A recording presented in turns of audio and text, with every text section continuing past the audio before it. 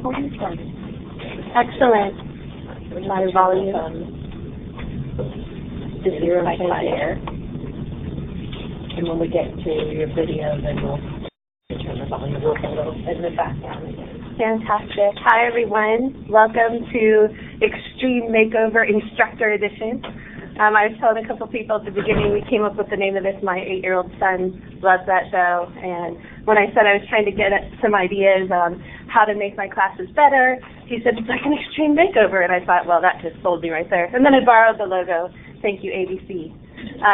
The show's defunct now, so I figure as long as I say thank you, then they'll just be glad I mentioned it. It's off the air, in case you didn't know.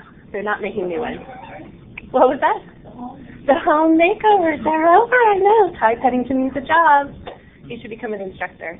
Anyway, my name is Kara Kavakis, and my hope for today is that each one of you will find at least one or two ideas that you can incorporate into your own classroom to really encourage a better online experience for your students and for yourself. But before we begin, just want to do it like a traditional classroom and do a quick introduction. My background is in earth and environmental science, so this is a natural progression. I discovered my love of teaching in graduate school, and I really realized that my talents lay in explaining difficult concepts in a simple way.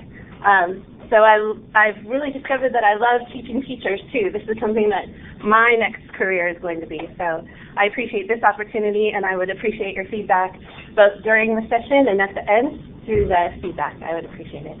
I've been teaching science classes in the brick and mortar schools for about 11 years and solely online for about 2 years when my family relocated to San Diego. For those of you who were at the session this morning, I homeschooled my kid. I pulled him out of school a year and a half ago because he didn't fit into any boxes. And I took him home with me, and that again really showed me different ways of reaching out to my students. He's a different type of learner. He is much more visual and audio, so we're able to do online education for him as well. So I teach online all day. That's all I have to say. It's my job. It's what I do at home. I also love to entertain. I love to cook and have people over, and I kind of realized that my classroom is like my second home, my online classroom, and that I could really improve my hospitality. How do I welcome people to my classroom? How do I treat them when they're there? It's different when you're online, and that really inspired me to do this. So today I'm going to share with you some ideas that I've incorporated into my classrooms, and you can choose. Hopefully you'll find a couple that will work great for you. We're also going to talk about how to get our students more engaged. Little technology tools. Has anybody attended a technology session already today? The iTunes one or VoiceThread?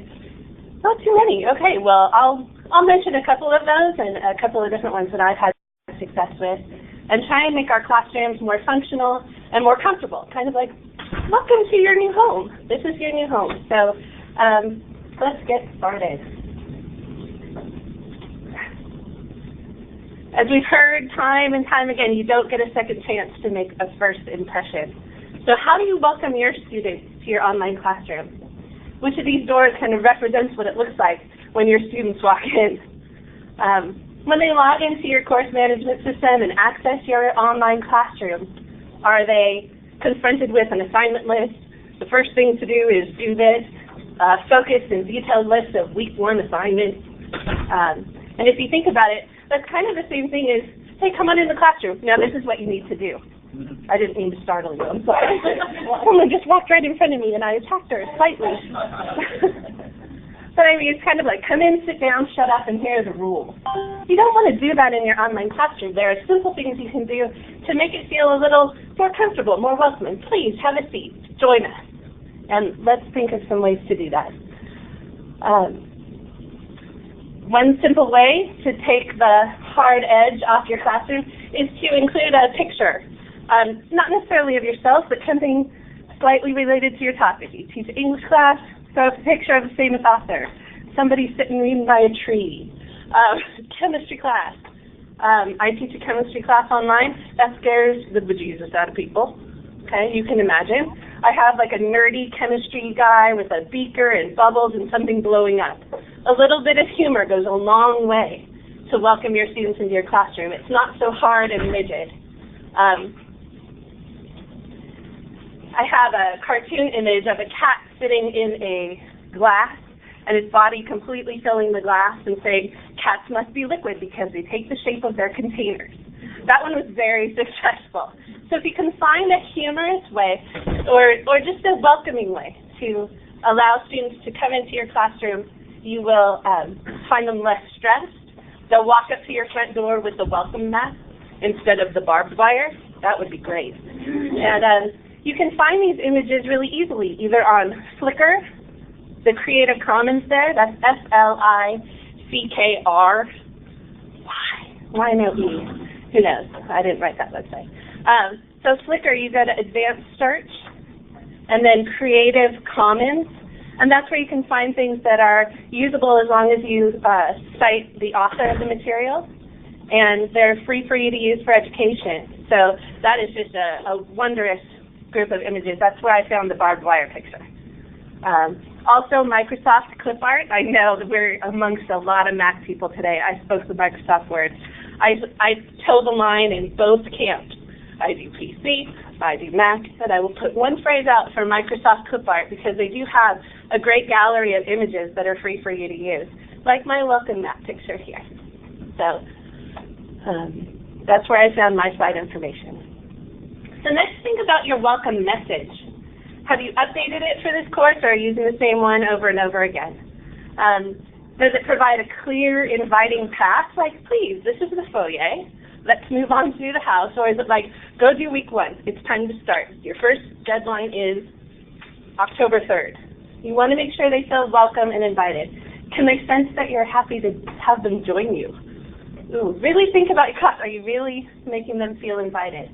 I wanted to pull up a quick video. I need to app share for this one. App share. We're going to go to. I do. Yeah,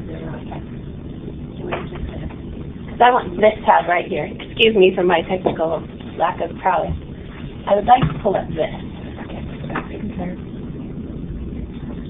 This one. There it is. It wasn't there before. Wonderful. Okay.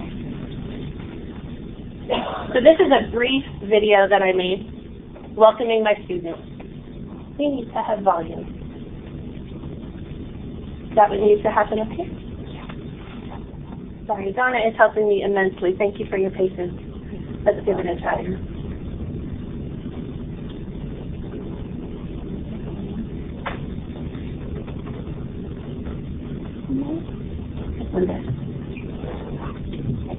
There we go. I hear my voice. Wow, that extra.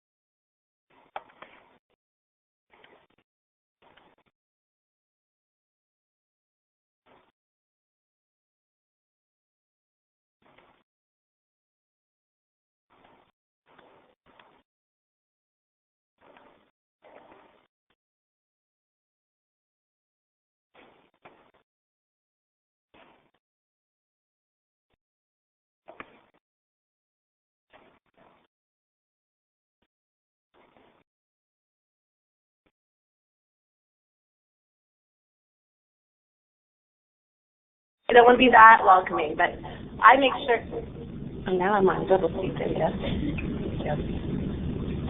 I get it now. Thank you again for your patience. Sorry for those of you that looks like you lost audio. It may be a little too flowery. It took me about 5 minutes to record that.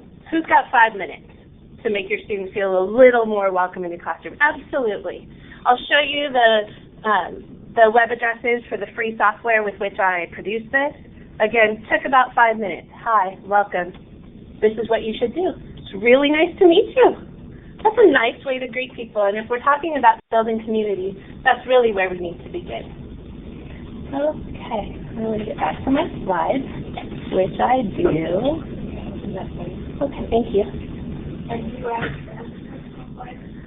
There is always a written introduction as well that says virtually the same thing. It is not word for word, but there is the course introduction that says, hi, welcome, here's where you get started.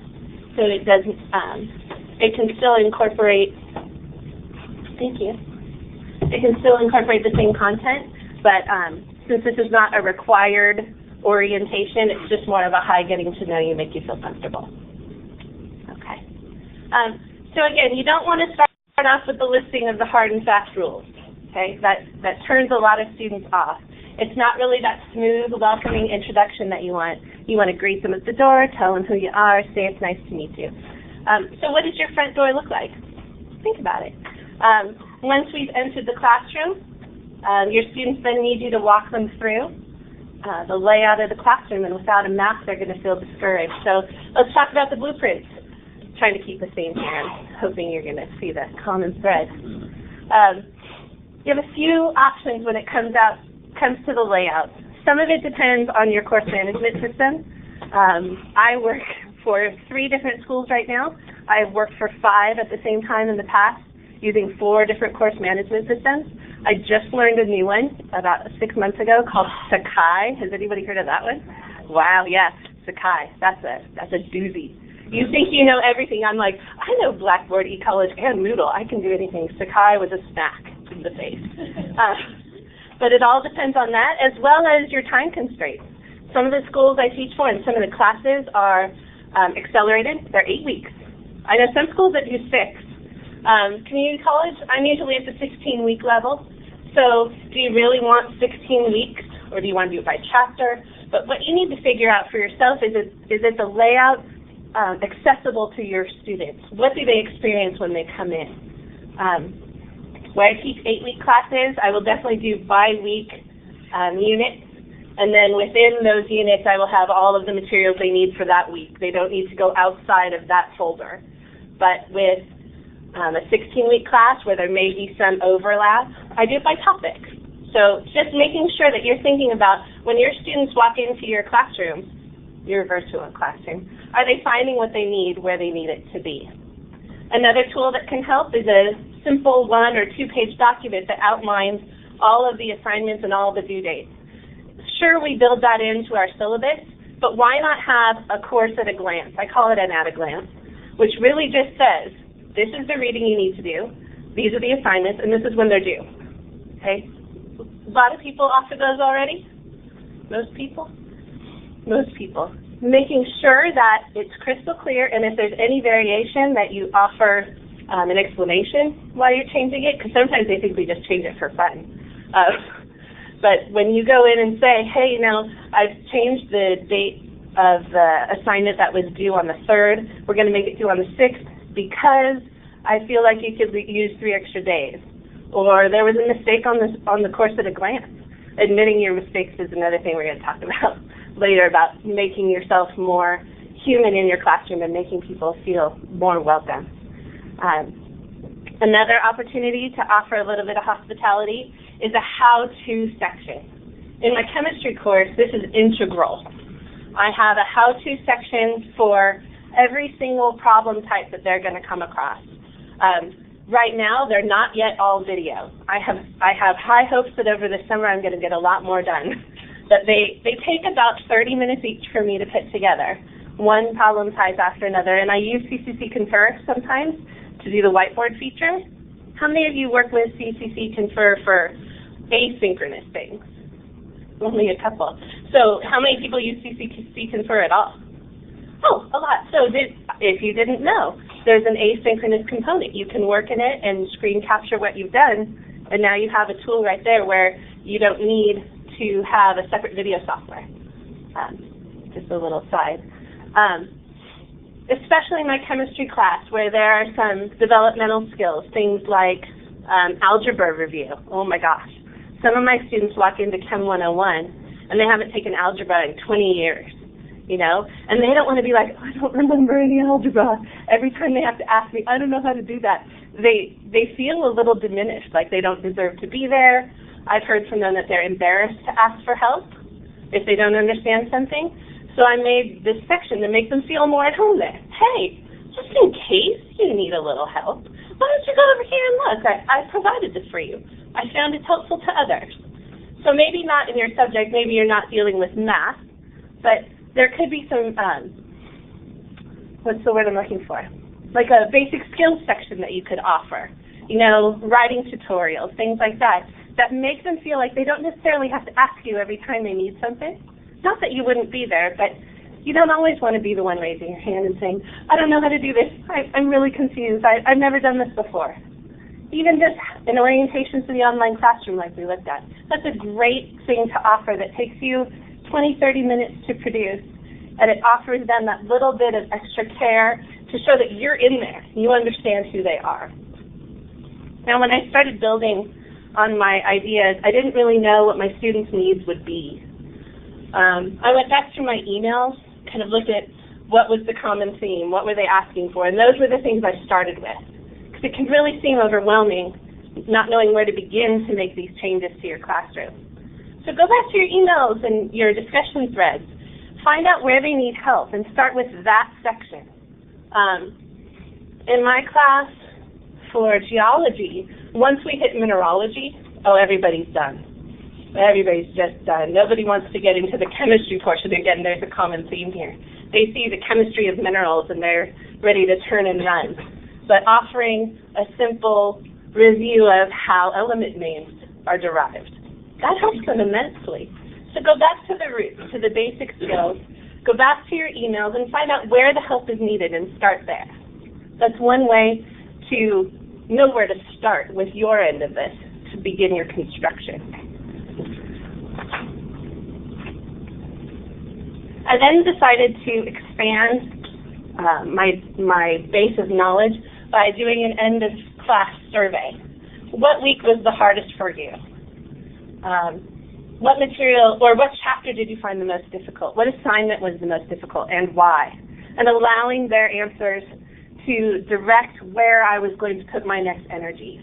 I wasn't going to start at chapter 1 and start making reviews. I wanted to start where the help was most needed. That end-of-course survey was enlightening. Everybody's going to have a little bit of a different opinion, of course, but it really will come to light, wow, weeks 5 and 6 are a beast.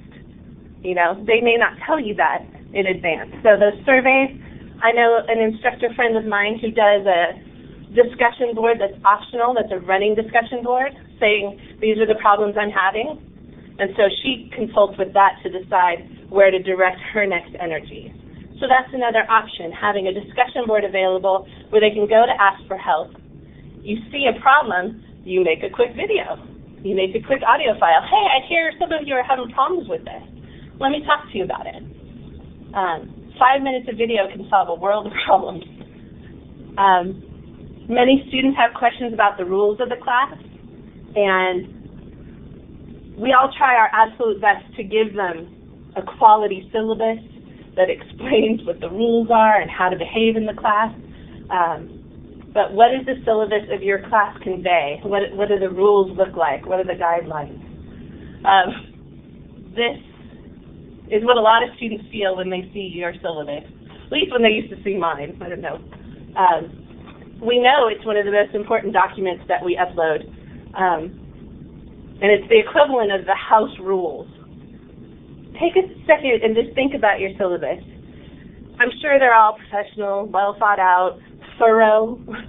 I know that we hope that it will answer any questions they could possibly have about the structure of the class. But I know I saw a posting on a teaching blog about a week ago that showed a woman wearing a T-shirt that just said, it's on the syllabus. Like, stop asking me, it's on the syllabus. Again, although hysterical, because we all feel that way, maybe it's not the most inviting way. Maybe we could reconstruct that idea a little bit and maybe make the syllabus more accessible, more interesting to our students. In my brick and mortar classes, I would come in the first day, wait a little longer than usual to make sure everybody was getting in, a couple stragglers at the end, sit up on the desk at the front of the class, welcome everyone, nice to see you. We talked about the course orientation, hello, welcome, please have a seat. And then we would hand out the syllabus and start, okay, page 1, let's review the highlights of the syllabus, okay? We don't do that very often in our online classes. We say, here's your syllabus, read it. No, it's on the syllabus, right? Instead, we could offer a brief summary of the syllabus. Hi, I want to go over the highlights of the syllabus. It wouldn't take that much. You've done it in your face-to-face classes, I'm sure, a million times. Imagine yourself perched up on the desk, smile on your face. So nice to have you here. There are some rules. Let's talk about the rules, but let's do it in a positive way. Since we don't really have that benefit, we have to find a new way to offer that. We want to make it approachable, make the students feel comfortable, and not have them intimidated by the rules. I was in a session earlier that the instructor asked their students, how are you feeling about the class so far on week 1? And it was nervous, scared, afraid. I bet a lot of our students feel that way. Maybe not so much in our face-to-face class because your personality's coming out. You're saying, hi, it's all good, it's going to be okay. Okay, we'll get through this together. You want to have that online personality that's not off-putting. You want to make them feel like they can come to you if they need something, and that you understand that not everything is going to go perfect. Maybe that's just me. Interactive options can also be included. I'm working on this over the summer, where I will be breaking the syllabus into pieces. So there will be a section of goals and objectives, and I will talk them through the goals and objectives.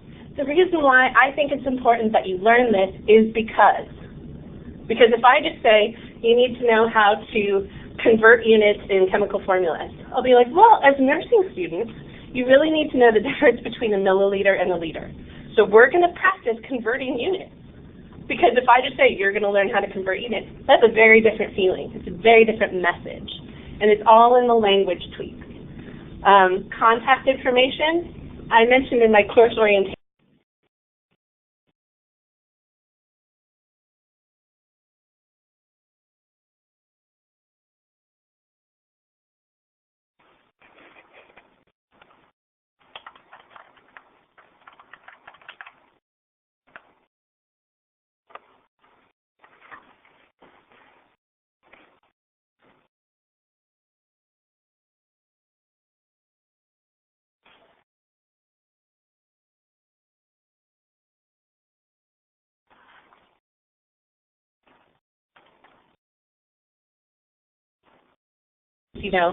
Tuesday from noon to 3, I'll give them a couple blocks of time. They pick the one that works for them. Yes, sir? I believe that somebody don't mind the classroom.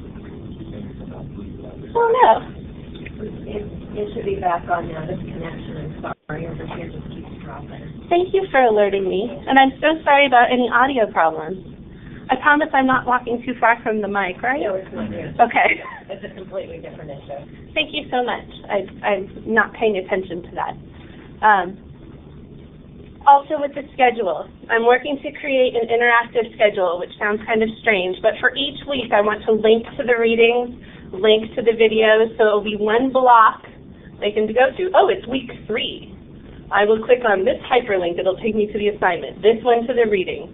And just doing that little bit, making it more convenient for your students. Again, you're interested in their success, you're interested in their confidence, and you want to build that confidence in your classroom so they'll come back and take more online classes.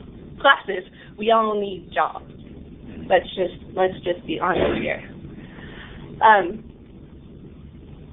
We're going to talk a little bit more about multimedia options later, but I want to talk really quick about the language choices in your syllabus. I did this briefly last year in a presentation that had a really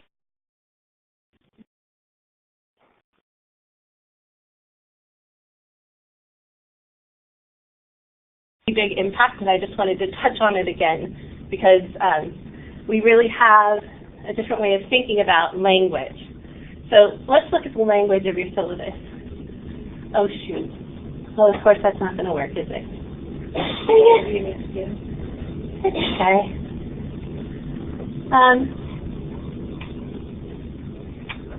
Boy, that just spoiled it. I tried to lay the slides so that it would be animated, so that the first one would pop up and then the second one. But this one, the second one's just laying on top of it, and so the sales is like at the end, or at the beginning.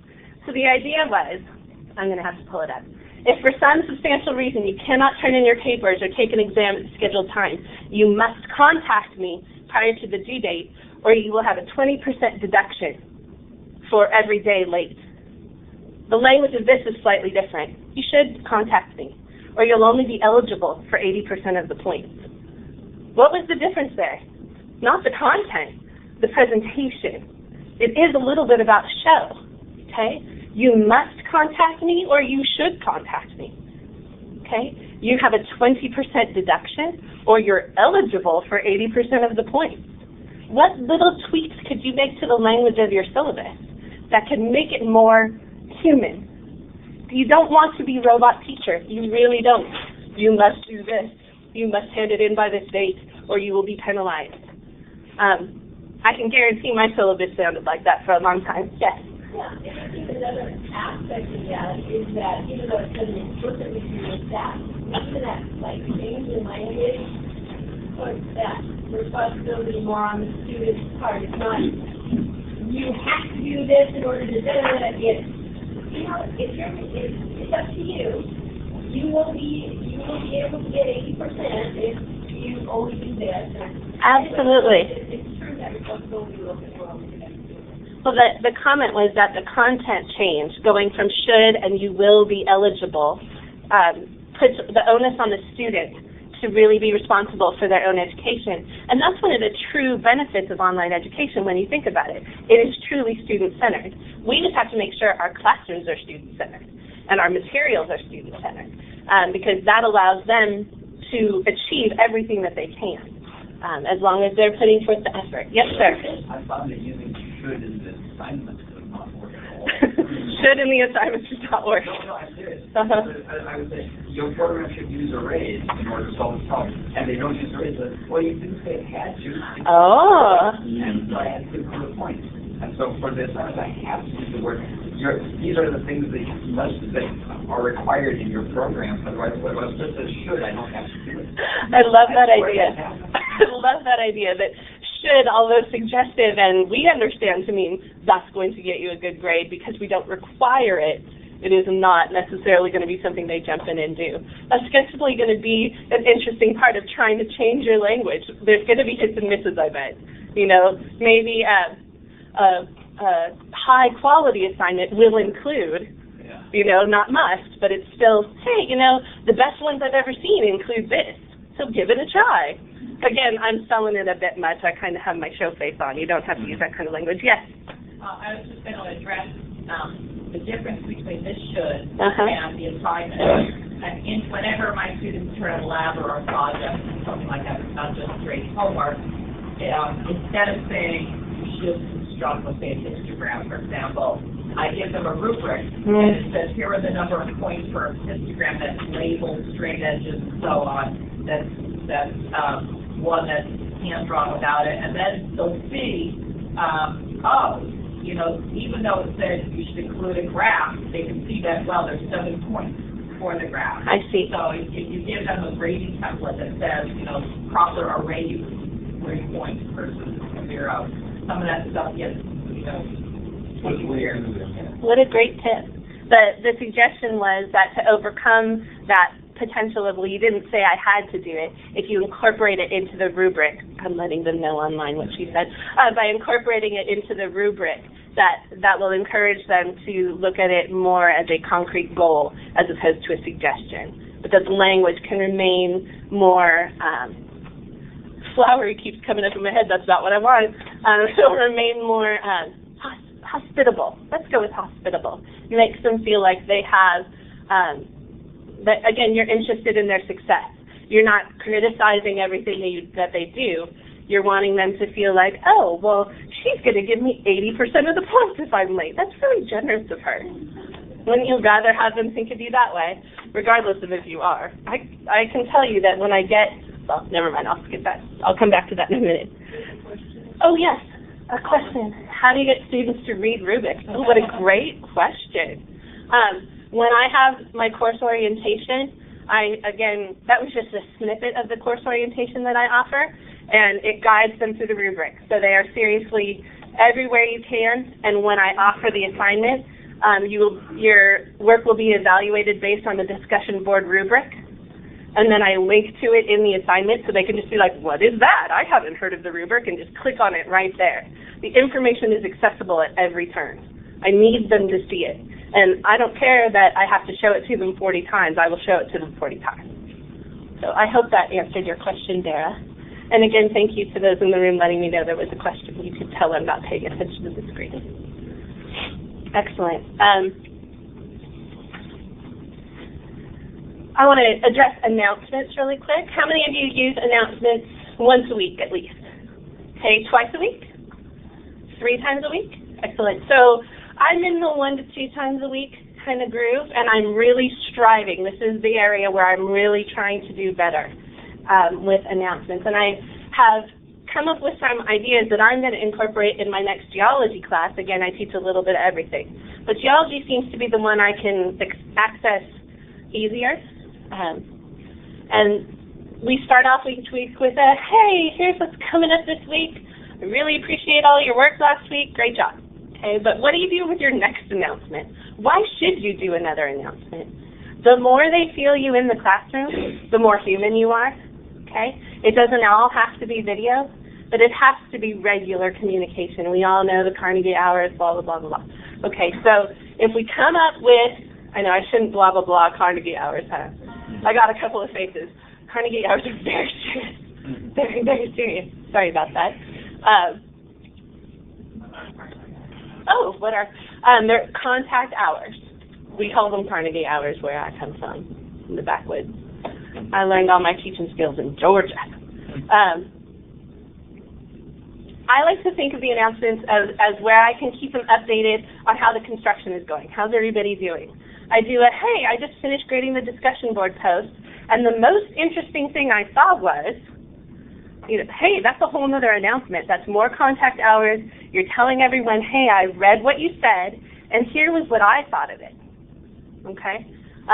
We'll talk more about your role in discussion boards in a few minutes. But you can use that as a second announcement during the week if you're not doing that already. Also, incorporating some sort of current event.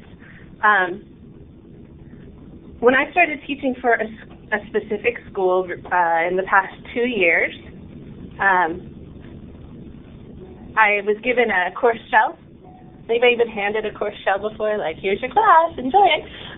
That happened to me with the announcements, right? And I was like, I'm so sorry, I just can't possibly use those. But they had been built, I am not kidding, 16 months before, and had just been used over and over and over and over and over again, no matter who was teaching the class.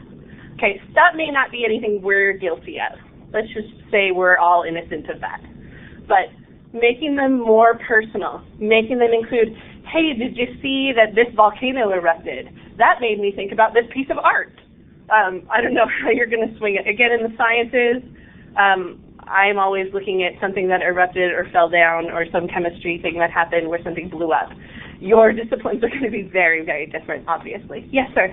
Yeah, I find it very helpful how the announcement read on the welcome page, actually, when they first come in, afterward, and it's the open page.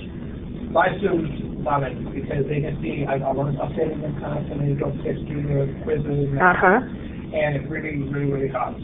What an excellent tip. What an excellent tip. So if you can arrange it so that your opening page to your class is the announcements page, or does provide announcements. I know one course management system I have, it's required that it's a calendar. That just bugs me because, again, that's just a math thing, and I would rather see something conversational. But that's in Sakai.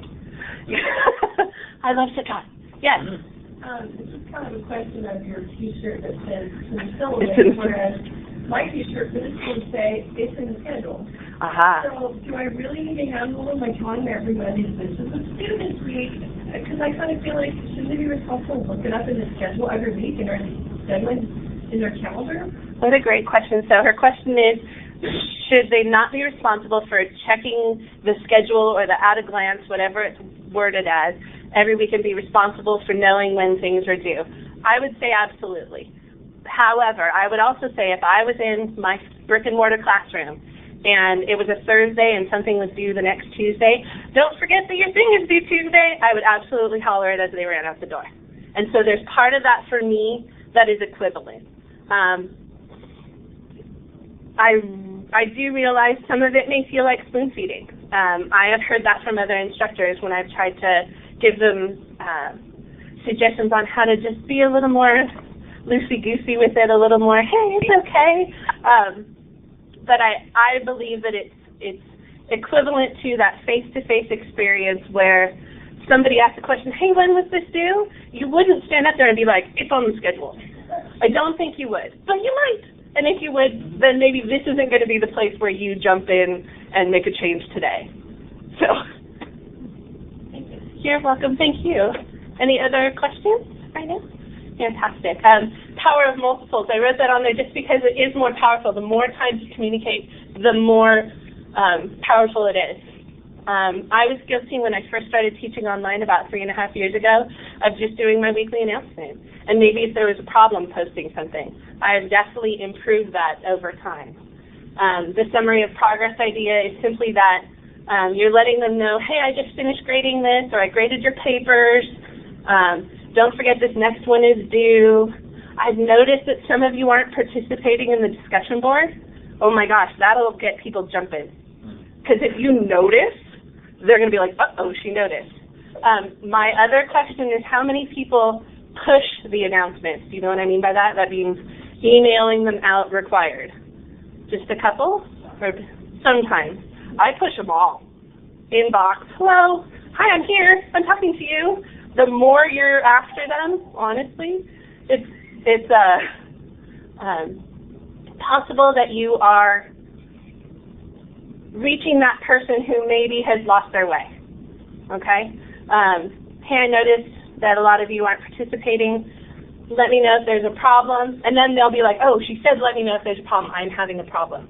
I teach for one school where about 75% of the students are military, and they have a lot of problems. I have somebody taking chemistry in Afghanistan, and I got an email, hey, my lab is going to be late. I was like, I don't care. You're in Afghanistan. Good luck. Please get it in soon. Have a good day. I mean, again, maybe that makes me sound like a pushover. My husband says it does. But I also feel like my job is to make sure that person has a positive college experience. The end. The end. That is my job. I saw that there was a hand raised. If you could type your questions, oh, okay. If you could type in your question, that would be great. Okay. Discussion forum. What a silly picture. I had so much fun in the Microsoft Clip Art Gallery and on Flickr. Oh my goodness. Silly images. Your participation in the discussion board. Again, when I started in online teaching, I was like, well, that's where they interact. But if you really get into the feeling that in your discussion boards, or your discussion forums, your job is to ask the difficult questions. They're going to say to each other, great job. Oh, I totally agree with you. I love that thought. You're the man. And you have to be like, yeah, that was interesting, but have you thought about it like this? And it's not a critical way of behavior. Again, it's all in your language. What if somebody is totally off topic? What are you going to do? You're going to say, oh, you're totally off topic. Delete. I know some instructors who delete posts, and I think that's just wrong, but that's just me. Your participation, the way you can get involved in the discussions, is another way to kind of build up the structure of your classroom. You're letting them know that, hey, I'm involved. I'm interested in what you have to say. Imagine that. Imagine having someone interested in what you have to say. Now, I just left the VoiceThread session. I have not reached that level of technological prowess. That was amazing to have audio and video discussion threads. That's remarkable. Does anybody incorporate that yet? If you haven't, check out VoiceThread. Just take a look at it. That was another remarkable way to incorporate yourself into the classroom.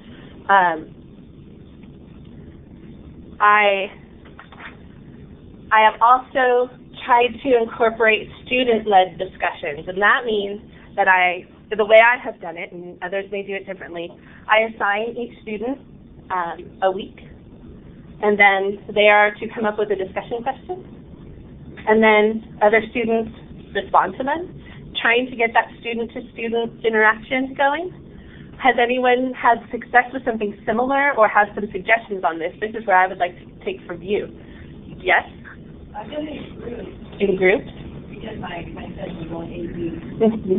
And, I mean, it's interesting, you know, they could have tried to contact each other in advance to plan out what they were going to ask. Or, you know, most of the time I guess they ended up just going on themselves and coming up with new questions. And, you know, so I think they were more, the whole class as a whole was more engaged in the discussion forums that way. Because the students who were in charge of it, the group, they kept up there with them. Right. They were responding and they were asking more questions. They took you know, responsibility. What a great suggestion. So having a group decide what the question is within the class, and then that group is responsible for replying, as opposed to one student, then there's a whole group discussion going on. I really love that idea. Do you have something? Yes? I found that I don't record points. They're not going to touch it. So I have structured my point system where they get 2 points for asking a question, but 1 point for answering a question. Very interesting. Them to ask a question. So the idea is that with the more points that you place upon it, the more likely you are to have good behavior. So the asking of a question is worth more than just a comment. I like that idea. I think all of us could incorporate something like that and word it in a really nice, friendly manner in order to encourage you to do better. Oh, I love you. Hi, Dara. I haven't had any out-of-line and rude posts, and I'm so sorry to hear that you have. That is a shock to me. I don't know if I am simply dealing with content that maybe is not as controversial. You know, I'm talking more about coastal hardening in order to stop beach erosion, and you can't really get too passionate about that at an undergraduate level. But I'm sorry to hear that. And yes, for those of you who don't know, there is an edit feature. You can hide, you can delete, all of that. But I haven't had cause to do so as of yet. I'm so sorry? You're not going Oh, yeah, that can get exhausting. I haven't had to deal with that. One other thing I wanted to mention on making your students feel comfortable as you're building up this structure in the discussion is to offer them what a good post looks like. What does a good statement do? Some suggestions I offer. Ask a follow-up question. I'd like to know more about this. I also encourage them to look up the reference included, because I do require that they support their position with an outside reference. And so then the students can access that reference and say, well, I got this out of it. So every post is required to have an outside reference. That's another option. Yes, sir. I just had one in the discussion forum. I have seen where one student is passionate being the reader for another about topics that are in the news and very controversial, and the instructor is really? Well, for sure. The one student saying, you know, I'm being bullied in class online, and the instructor is not pleasant to stop this. That does not sound pleasant in any way. For a student to experience actual bullying in an online classroom, their opinions being disrespected in such a way, and yet the instructor doing nothing. I'm happy to say that hasn't happened to me, and I'd like to believe I would know how to handle it when it did, but I'm glad to say I've never had to deal with it. I'm sorry to say I don't have any information on that all at the same time. Yes? Well, I would say, I think for both, you know, Jared saying online and here, you certainly want to have some sort of underlying requirements, like you were saying, about what is appropriate behavior.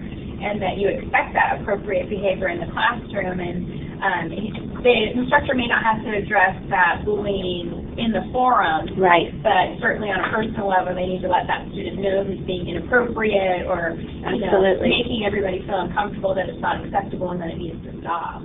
The comment was to contact the student in some way, letting them know that their comments are inappropriate. I know that in a lot of course management systems that I've worked with, there's a way to send an email directly from, like if you read it and you're like, oh my gosh, you can send an email. And so that's a resource to definitely tap into. Yes, ma'am. Oh, netiquette, there we go. Great word. And so that's sort of what kind of etiquette is expected and how not to offend and go over home. Fantastic. What kinds of things would be offensive. For those of you with netiquette rules already laid out, I would challenge you to look at them and see how they're worded. Just to bring that into what we're talking about. Do not do this, or you really should do this. Think about the way you're using language if you're asking them to do the same. I'm going to move on quickly. I'm on 8 of 18. How did that happen? And I got 15 minutes left. Well done. Audio and video components, lectures. Lectures are a place where a lot of us are missing a great opportunity to engage our students. And I am completely guilty of this as well. I have just recently, in the past 6 months, started to create video lectures. Now, when I say video lectures, I do not have the webcam on my face. That simply would not happen. I am not that girl. I am definitely a show person. I love talking to people, but I would rather be showing them the content and talking over it. Maybe someday I'll get that brave. We were talking about being not liking the sound of your voice. You know, we all have our own demons to slay. So if you like the webcam idea, give it a try. But using free software, so I'm going to give you a couple of suggestions on this one. Ready? Okay, there is Camtasia, C-A-N, like Michael, T-A-S-I-A, Camtasia. They have a free download. They also have a pay-for download, which has a lot more maneuverability. You can actually edit sections out, things like that. You don't have to get it on the first take. I actually forked over the money for that, my own money. But they have a 30-day free trial. That one's called Camtasia Studio. That's the pay-for one. There's also Jing, J-I-N-G. Anybody worked with Jing before? Jing's fantastic. It's pretty simple screen capture. What you see on the screen is what is recorded visually, and your voiceover goes on it, completely free. Yes, ma'am. Is Jing going to go away?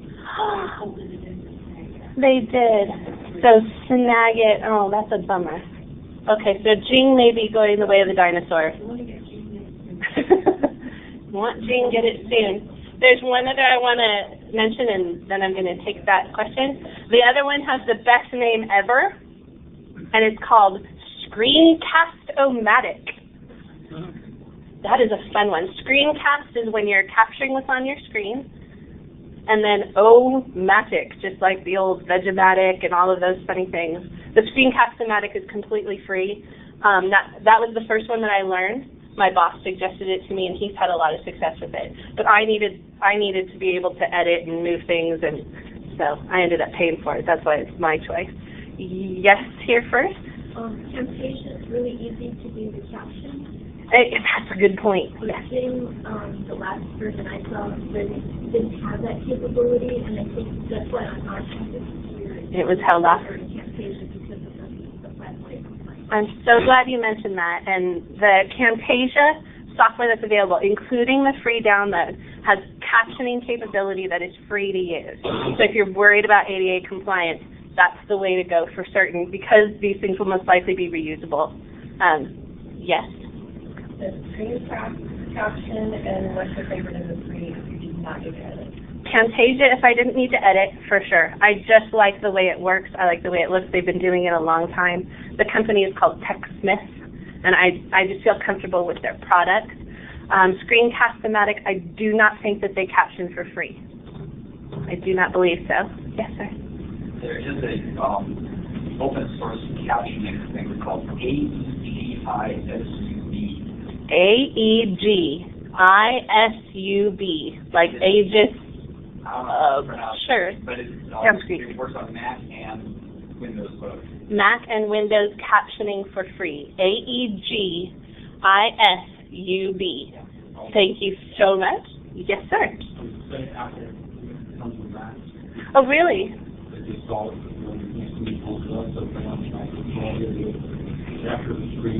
Fantastic. Macs are awesome. Yeah. Excellent. Well, that definitely leads me to why I select Camtasia, another reason, and that's easy to get those files up on YouTube. My plan is that after the session, and maybe what I'll try and present next year at OTC, is to have a real class on how to get your videos from, hey, I recorded it, now how do I get it on YouTube and embed it in my class and all of that. It's not as complicated as you would think, but feel free to send me an email or anything like that if you have questions. I have things written up. I just couldn't include them today for that. So I made the leap to video, been totally happy with it. The time commitment for this, I think it's really important to talk about. When I first started, my first full chapter lecture, like I did a whole chapter, I think it took me about an hour and a half to feel comfortable and do the editing. That's not that long for number one. By the end of it, you get a better feel. You're not striving for perfection. If you're trying not to be robot teacher, do not be perfect robot teacher. You're going to missay a word. You're going to skip a part. Oh, I need to go back. Just like you would in a brick and mortar classroom, you're going to make mistakes. That is another humanizing component. And so for those of us who are perfectionists, and we are here, and we're not going to change, there is added benefit, added value to allowing some of those flaws. It lets your students know it's okay not to be perfect, for sure. I want to quickly go ahead. Yes? I just have one thing to add with Camtasia is that yes. you can create quizzes and insert them into your video as well. Terrific. And so, like say if you're going through a particular topic, you want them to then, think about it and quiz them about it. You can insert a quiz, like a multiple choice quiz right then, and they have to answer it. And then you can select what happens when they complete it. If they get it wrong, you can have them direct it back to the beginning of that topic and run through it again. You can let them just go on or whatever. Wow, that's in the paid-for version, I'm assuming? Part of Camtasia. Excellent. Well, see, you can tell I've only been doing this about 6 months with the videos. What was mentioned was that within the professional version of Camtasia Studio, that there is a built-in component where you can add in a quiz. And then if they have not been successful in that they can be directed back to previous location in the slides. What a great idea. Okay, activities. Wow. Course orientation. The idea of the activities is you're trying to get them to work together, like the gears shown on the slide. Very nice. We want them to work together. How many people have your students work in groups? About half? Let's go with half. How many find that has been extremely successful in the past? That would be 3. Okay, so we have definitely downgraded from group activities being available and group activities being successful. What I have found is that building a group at the beginning of class, some of my classes are 24 students, some of them are 54 students, but I build groups of 5 or 6 within those classes and have them form communities. So they get to form their own name, adorable, right? They get some ownership there, which I think is important. And then each group becomes almost a de facto study group, right? If they need help with things, they can contact each other. They get their own chat room. They get their own discussion forum where I can access and see what they're doing, of course, so there's some guidance when needed. But the idea of creating these little learning communities within your class, even if you've only got 12 people, why not put 4, 4, and 4? Or 4 groups of 3. Why not let them form some sort of inner community within your class? I haven't had that much success with wiki building. I don't know that anybody has, but I feel like it's the elephant in the room because it was supposed to come in and save us all. And so I just had to say, if you've had success with wikis, I applaud you. I have really struggled to find student satisfaction with wikis. I have had student satisfaction with materials that they produce for each other. So when I mentioned these groups before, they get a group together. Each group is assigned a topic. They research that topic and they come up with a summary of it. Usually it's something challenging, like explain the Coriolis force in proper English. Like, how do you do that? People, it's a tough concept. It has nothing to do with the way the water goes down the drain, okay? And everybody thinks it is. And they need to include an image, they need to include a web link, and they need to include a plain language summary, like you were presenting it in class, okay? So having these little miniature group projects, okay, I call them activities because we want them to be active. That's how they're working together, like the cogs in a system. By building these little teams, I have had a lot of success with student satisfaction with the class and feeling part of a community, which is the goal, right? We're wanting them to work together. Google Docs, oh my gosh, I almost skipped it. This is unexplored for many of us, okay? There are so many features within Google Docs that unfortunately I have 3 minutes left and I cannot do it all, but take a look. Take 20 minutes and explore and see what's possible. We are almost done. Feedback and content. Rubrics. You have to give them plans. You have to let them know what you're going to do, or else you are kind of this nameless, faceless bureaucrat who is going to approve or disapprove with their stamp, right? The contractors are waiting for you to tell them. When we're giving these rubrics to them, we need to make sure that they are professional, but that they are also meaningful. It's not, how many words are you going to give? I want substantive comments. I don't want 200 words. I need to include a reference. So very clear guidelines set them up for success instead of anticipating that they're going to fail. I wanted to talk more about office hours, but I wanted to talk mostly about communication before we go. So email communications is one of the main ways we are in contact. How many of you believe you receive more than 30 emails a week from your students? More than 30. More than 50. So between 30 and 50, we're going to say about 3/4 of the session. Most of the time, the emails we receive are, would you say, I'm so happy with this class. I love how things are going. I just wanted to thank you for your hard work. No. I have a problem. My insert relative died. My computer crashed. My this happened. My that happened. I got this email from a student saying, oh my gosh, I took the week off. You said relax, and I took your suggestion, and I didn't know that you were going to post anything. And what I had done is I thought, well, if anybody really takes it over spring break, how about I'll offer them a 3-point extra credit quiz just for fun to review cloud types. This was in my geography class. And I got this email from this person, can I just have one attempt? This was Monday morning. And my initial instinct was no, it was spring break. It was just a special thing. It's no big deal. Don't even worry about it. 3 points. And I thought, well, unfortunately the deadline is already passed. Like, that was the first thing I typed. Really?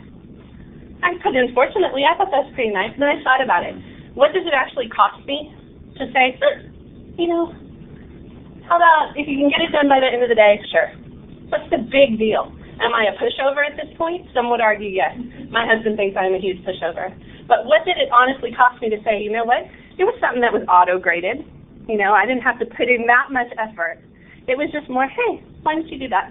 Here's the email I got back later that day. Thank you. This was the only good thing today, since my doctor only gave me unexpected bad news.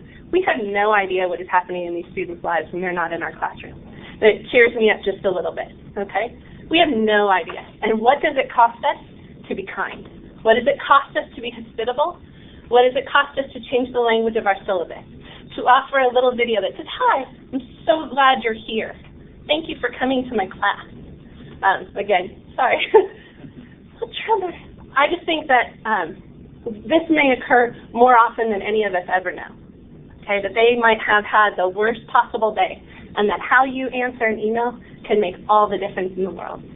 I wasn't in the greatest mood myself when this happened, so it's not like it was my instinct. Yes? If you're offering it to one, though, don't you have to offer it to everybody? The question was, if you're offering it to one, don't you have to offer it to anybody? I don't think so. I think this person asked me. And if I think if they asked me, sure. And if it was the next day, I don't know what I would have said. But in the moment, my instinct was, unfortunately, I'm really sorry. And then I thought, it cost me nothing, truly. And that was the true benefit, is that they had a positive experience. I love this image. You're punching the computer. How are you going to manage your class when there's missed work and absences? How do you deal with those things? If you just remember that what happens if you get behind on grading, okay? What is their reaction if you haven't graded something and they want it? Now, give it to me now. Why is my work not graded? My grade isn't showing up. What's going on with this? Think about how you respond to that. I'm really sorry, I've had a busy week. My kid is sick, and you do it too, don't you? Or are you all perfect? I am not perfect. And I tell them what's really going on without getting too personal. I say, you know what? I'm having a tough time right now, and I'm a little bit behind. Thank you for understanding, okay? How you react under pressure is a big deal. So this is me handing you back your classroom, your little red classroom, back to you so that you can really think about what is your online personality. How is your personality reflected in your class? Do you welcome your students at the door? Do you offer them a seat at the table? Are you telling them to sit down and shut up and do their work? Really think about who you are online. And I really appreciate you coming today. And please remember to submit your evaluation. I appreciate you being here and your comments, and thank you again. Thank you all online as well. Lovely to have you join us. And remember the reception at 5 o'clock over at the fountain.